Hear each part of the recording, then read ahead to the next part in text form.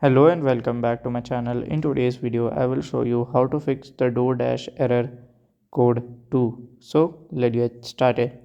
So to fix that, you have to follow this easy step. So here, I will just go to the search bar and I will directly search for the DoorDash. Okay. So I will locate that. So if it shows the error code 2, then you have to press and hold that here. Just leave the side button. Then here, scroll down, go to the storage, then click on clear data, just delete the existing data, then open the app again. If it's work for you, then fine. If it does not, as you can see it's working for me. So I will just log in it and I will show you it's working. So as you can see, I have logged in successfully and my app is also working. So my error is also solved. You can also do it in your app.